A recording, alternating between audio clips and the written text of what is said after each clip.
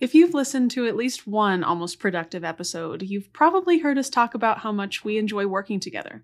I know, my sappiness continues.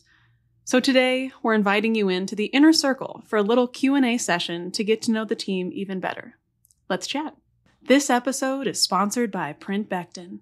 Rid yourself of printer woes with the latest tech tincture. Print Becton alleviates headaches, stress, and other negative emotions caused by a malfunctioning printer. Call your local office supply store today to see if you qualify for a prescription. Side effects may include unrealistically high expectations, increased job satisfaction, soaring productivity, or death. Welcome to an Almost Productive coffee break. The same bold flavor of our original podcast brew in a single shot. Perfect for those times when you need a quick marketing pick-me-up. I'm Sean. I'm Julie. I'm Addie. And I'm Ben. And we're all marketing professionals at New Boston Creative Group in Manhattan, Kansas. So, yes, we all know each other pretty well, but today I thought we'd bring in the listeners and hopefully dive in a little deeper into who we are beyond just marketers. Expert marketers, that is. So I have a set of questions, professional, personal, and AI generated, that I thought we could answer in kind of a roundtable format.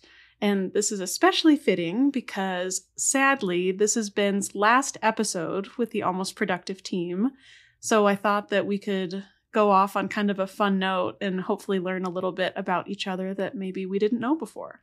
Nice. Yay! Yay. And boo. I know, I'm torn between cheers and cries. I don't know.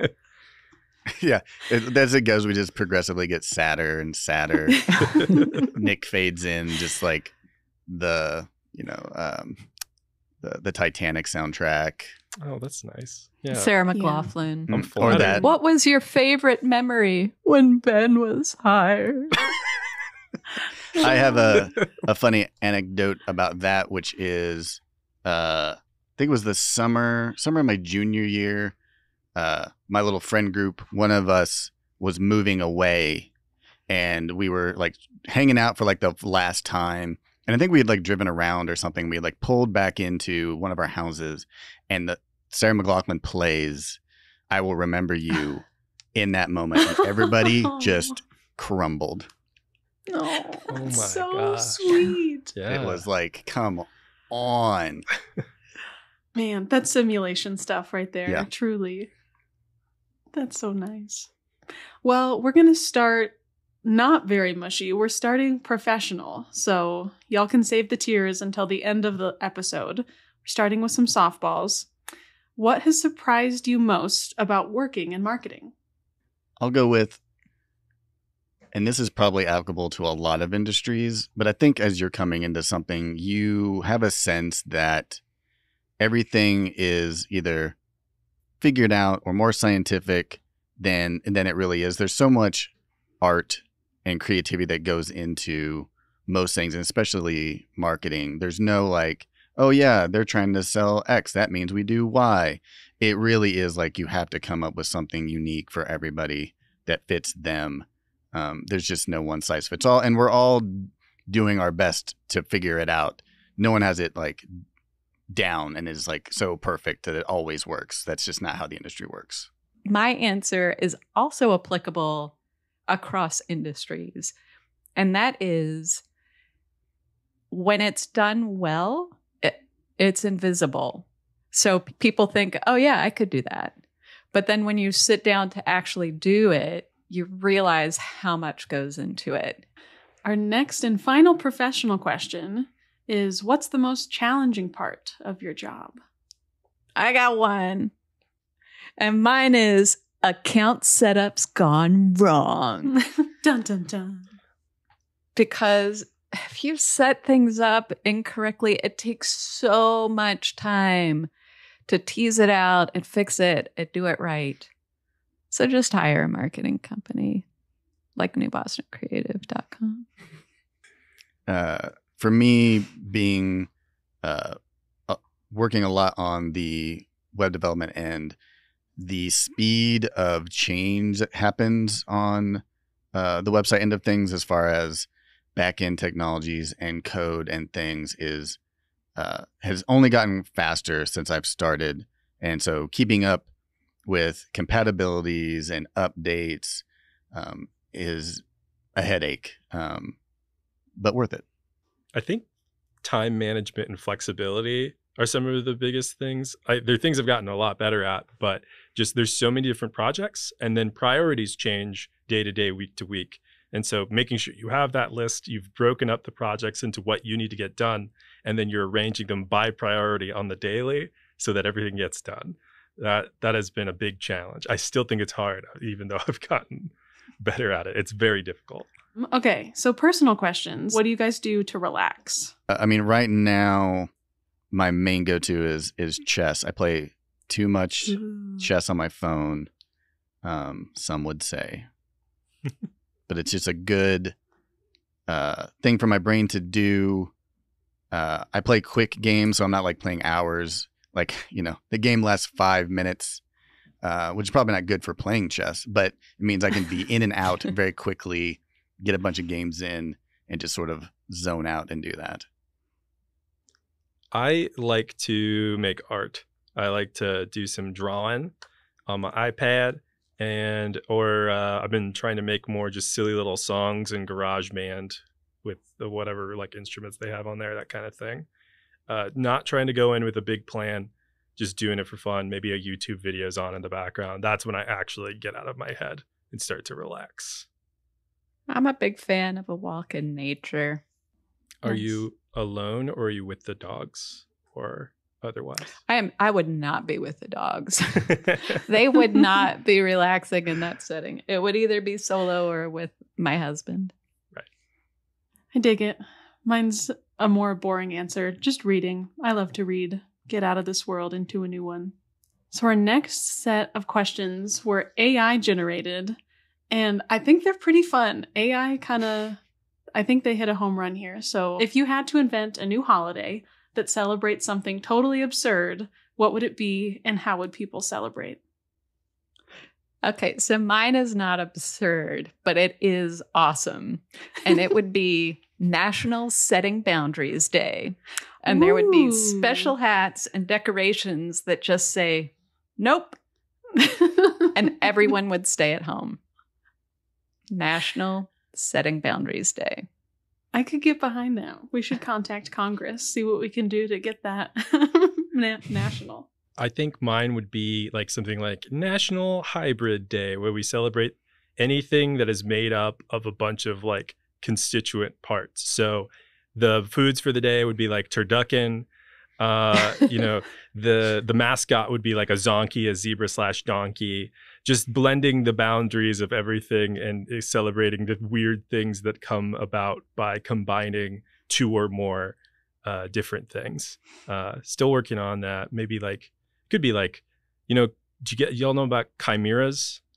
Who doesn't? The ancient Greek monster that's like the head of a goat, the body of a lion, the tail of a scorpion. Like they're mixes of them. Okay. Like something like that. Like maybe it's Chimera Day.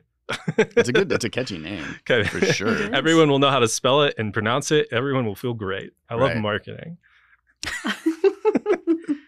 I was trying to think, and I was going about this, I think the reverse about like, what do I want out of this holiday? What the main things I like about holidays is the food. So I was trying to come up with, okay, what is the food that I want to be a part of this? And then I could like then reverse engineer it. So I was trying to think like, we talked about like I love cookies and desserts and pies. So maybe I could come up with a holiday that celebrated something that then there's a reason that people just have to generate lots of sweets and goods for me to eat. So specifically you, Sean. So like National Sean Eats Pie Day. Right. That's fine as well. But I was thinking, Thanksgiving's for everybody. I just happen to be able to be a part of it. So, if this is, it could be National Make Nick Pie, but I just happen to be able to go to the party and have pie. That's also fine. So you're looking for a dessert style Thanksgiving. I think so. I think that's where I started. Okay. this journey? My head went to just celebrating celebrations, like the most absurd thing possible. So there will be parades in all of the streets. There will be champagne popped every hour on the hour, and we're just celebrating celebrations. So streamers, balloons, the whole nine. And that would be my National Day of Celebration. It sounds fun. I like it. That, yeah. I think it sounds very fun. Rivaling Mardi Gras. Yeah. Very similar. Very similar. But the American version of that. Exactly. Yeah, we're going to beat them. We're going to win. In a very American fashion. Right. We are determined. Ours is way more celebratory, actually. Yes. Oh, love it. Okay. The next two questions are kind of similar, but we'll start with the first one. So if you could communicate with one inanimate object in your house, which would it be? And what kind of gossip do you think it would spill? AI wants the tea. So one object, not like if I said chair, like not all chairs, but just one specific chair. One specific chair. Choose wisely. Oh, Adrian, I just got a Roomba. So I would want, I need to give it some time. It needs to get a sense of the lay of the land. But once it's really settled in, I'd love to hear what Mo, our Roomba, has to say and what tea they have to share. Because I feel like they're going places at an angle that we're not used to going at them. And so I feel like they're going to have a lot to tell us, especially with the dogs. I bet they got some secrets to share. They literally have the dirt on everyone. Exactly. You get it. First, I'll start off with just like a little this is my own thing, but I love to be carrying a thing, and then I will put that thing down on a surface, and then I will tell that surface to hold this for me. This is, anybody can do this. It's really fun. You have a cup, you put it on the table, you go, hold this for me. Or just give me a second, and you put it down and you make them whatever it is. It's really fun. But my object would be, and I was thinking about this, I think the best thing would be something outside of my home, like my mailbox, because then I could ask it who's coming and going, what else did they see in the neighborhood. I think it would be a way for me to get information that could be really helpful. That's a great answer. Okay, the next one. If your pet could suddenly speak for 1 hour, so this is about you, what's the first scandalous secret you think they would reveal about you? Again, cannot stress this enough. AI is such a gossip. Who knew? So like is the idea that like someone comes to my house and my pet's like, hey, listen up. This is what's going down. Okay. Yeah. Or I guess depending on the piece of gossip, your pet could seek someone out, but I don't know what this pet's prerogative is. Mine are just going to talk about how they love me.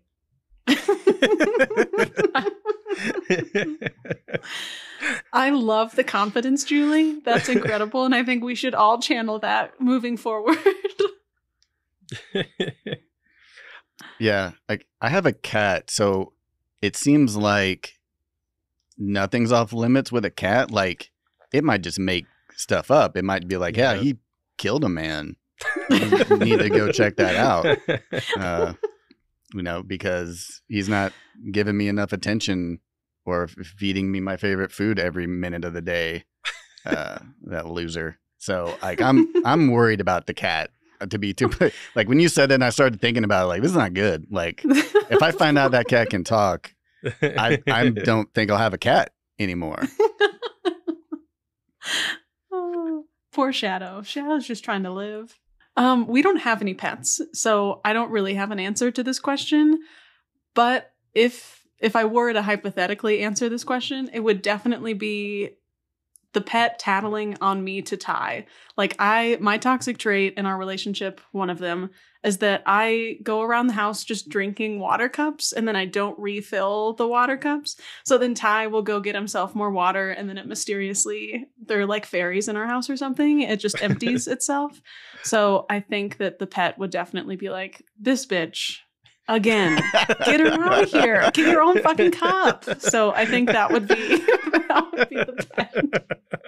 I like that. I love this sassy imaginary pet. It has such a determined voice, and this pet does not exist. Yeah, the pet is exasperated with my nonsense, and we all are, so it tracks. Wonderful. Well, those were great Q&As. Those were great A's. Thank you all for playing along, and hopefully you at home feel a little more connected to us. Would you like us to feel more connected to you? Leave us a comment answering your favorite question, and we'll see you next episode. But first, we have to hear from Ben for the last time. Oh, I just wanted to say thanks for being a listener to this podcast. And I wanted to thank all of my coworkers who have been so lovely. This has been such a fun ride. I'm moving, and that's kind of the main reason why things are changing really quickly. So I'm glad I've gotten to do all this with all of you. I've learned so much, and it's been really exciting to be a part of this. So I appreciate y'all. We appreciate you. We do. And I feel like you know what marketing is now. I think you can leave us knowing that you've achieved that milestone. I've learned one thing. I'm so excited to share it with people. That's all we needed. Thank you for listening to this episode of Almost Productive. Before we go, we'd like to give a shout out to our producers Nick and Molly, who work behind the scenes to make this podcast possible. If you'd like to learn more about what we do at New Boston Creative Group, you can reach us at newbostoncreative.com. You can also follow us on social media at New Boston Creative on Instagram and New Boston Creative Group on Facebook and LinkedIn. If you liked this episode, please like, follow, subscribe, leave a review, and share the podcast with your friends. And if you didn't like the show, feel free to recommend us to your enemies. Tune in next time for more office shenanigans, thoughts on trending topics, and marketing-adjacent insights. Until next time, we hope you have a productive day. I do also do heroin. Oh, okay. Good one. Well, we're coming clean. Yeah, That's what so- this episode is all about, Yeah. sharing. So thank you, Sean. It's good for the sharing. chest. Yes. It's good for the... No, it's not. Why are you lying? It's not good for the chest. Don't tell me what to do.